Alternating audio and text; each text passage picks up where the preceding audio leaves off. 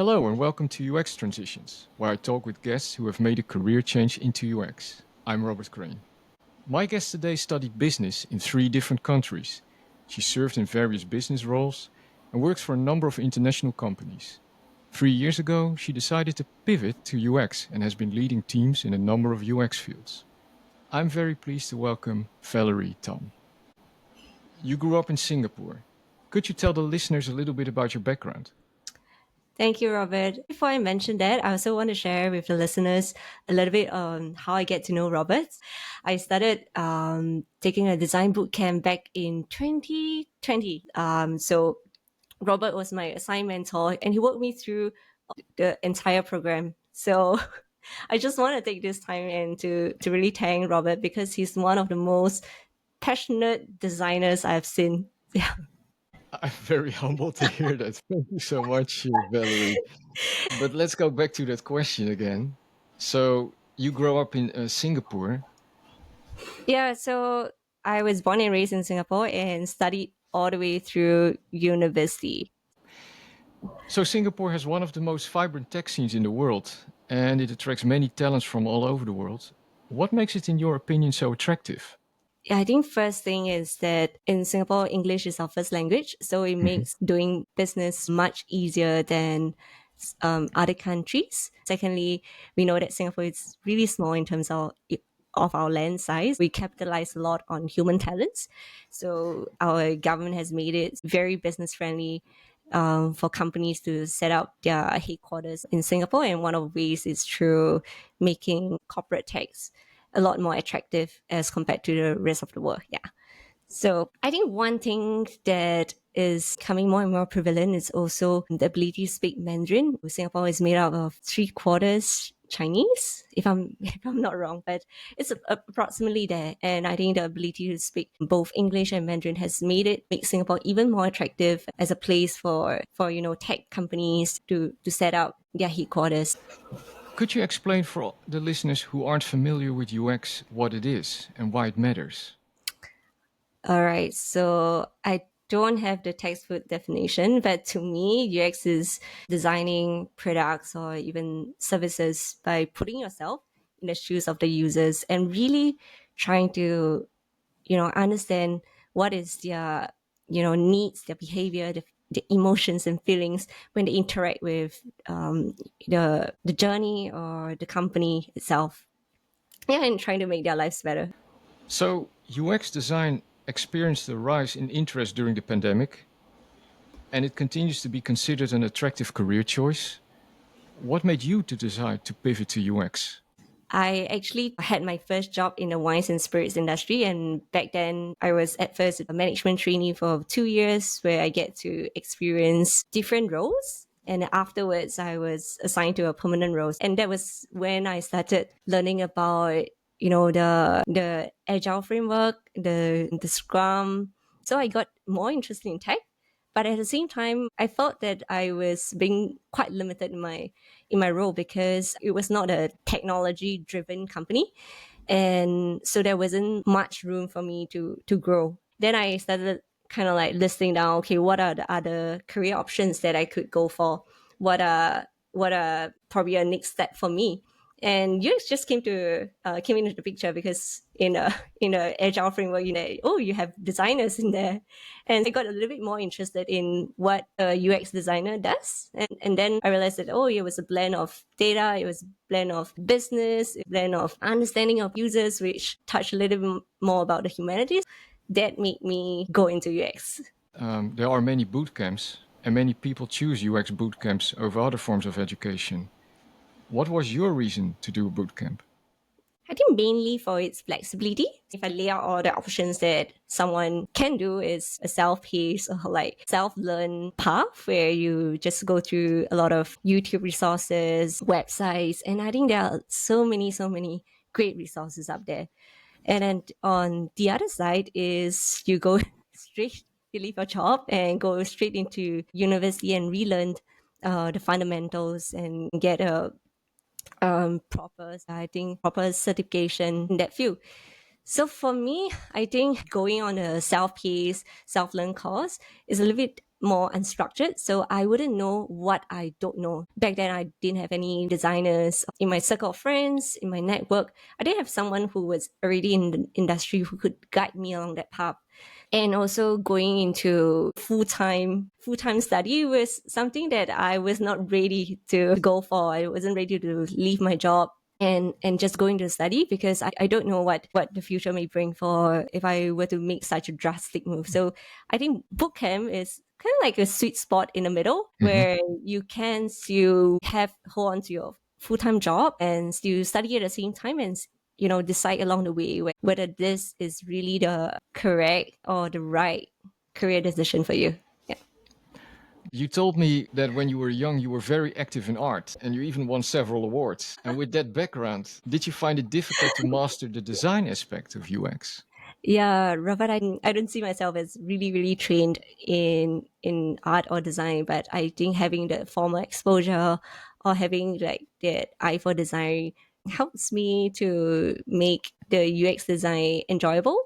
Um, but I think overall, I think that the design aspect that is something that can be learned, and I think we can just hone ourselves, the technical aspect of it.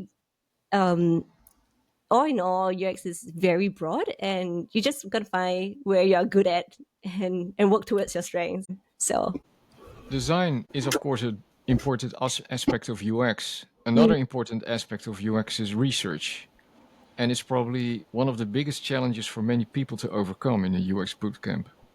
How did you overcome it? yeah, I think for me it's knowing that we are always designing for our users, and we are not our users. So I think that's a probably a good starting point to remind ourselves as designers that we are not the users.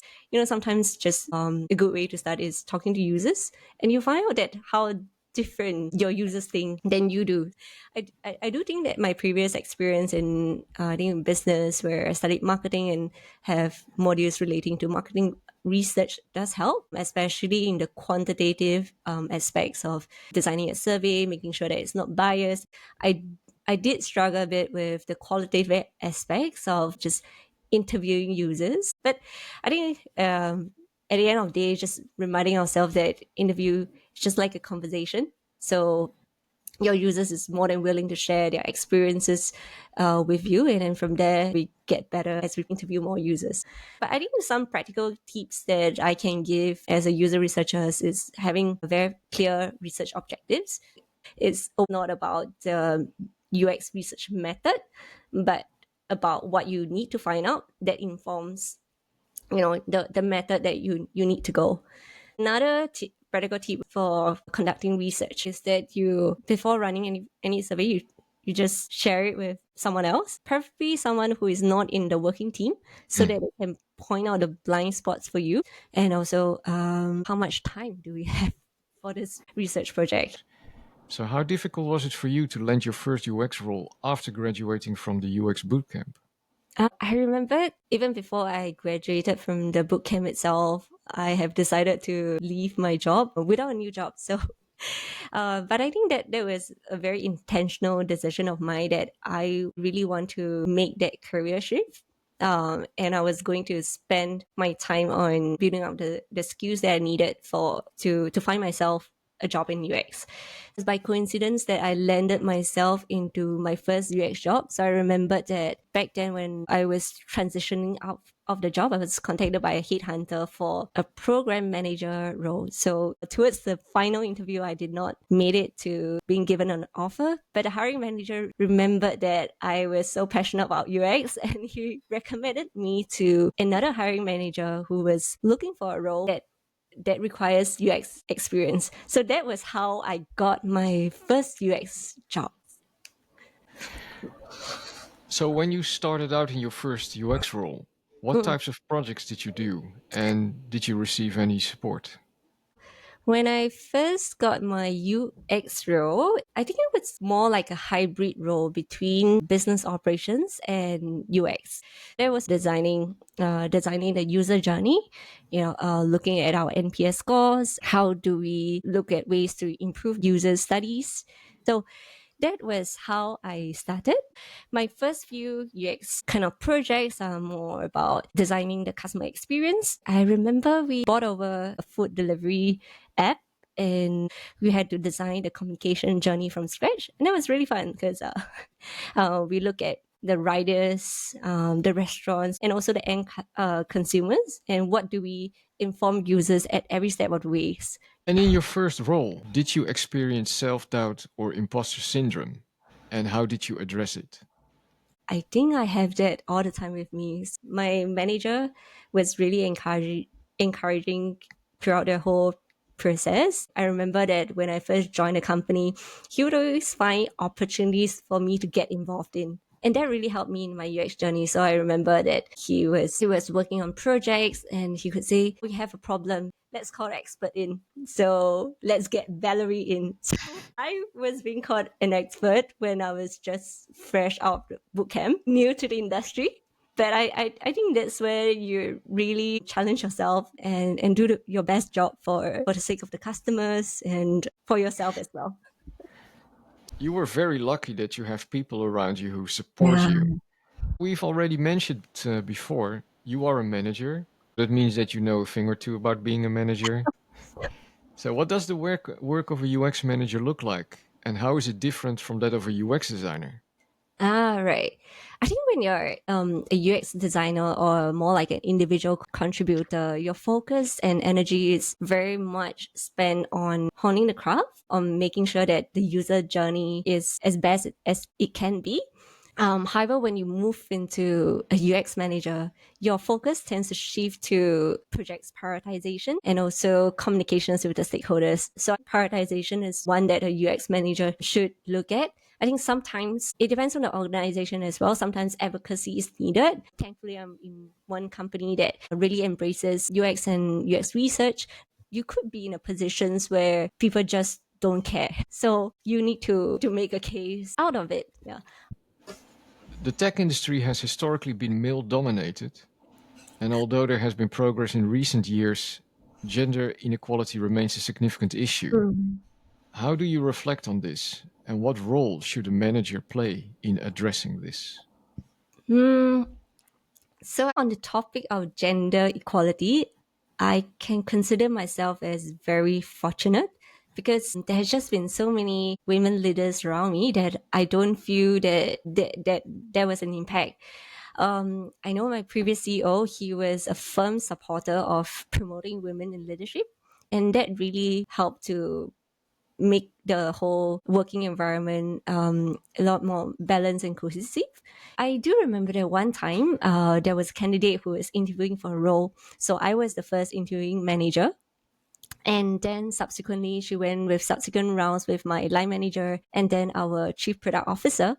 And she made this comment, which makes me realize how privileged I am. She said that this is the first interview she has ever attended in in her life that has all three females interviewers. What advice would you give to people who are considering a career change into UX? Yeah, I would always say do it. If UX is something that interests you, just go for it because working life makes up the big part of our everyday life. So if you are not doing something you like, then I think that's a little bit of a pity. So if you can, if you're still young, not much at stake, please try it.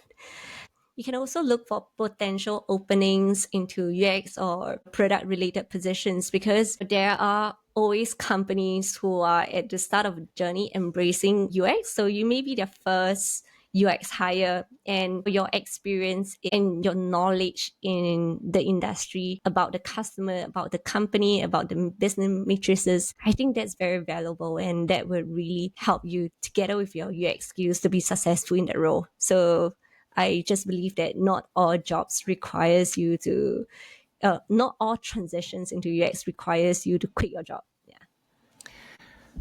Well, Valerie, thank you so much for your time today. We are at the end of the interview. Thank And you, to our Robert. and to our listeners, if you enjoyed this podcast or have any feedback, please leave us a message. So thank you for listening.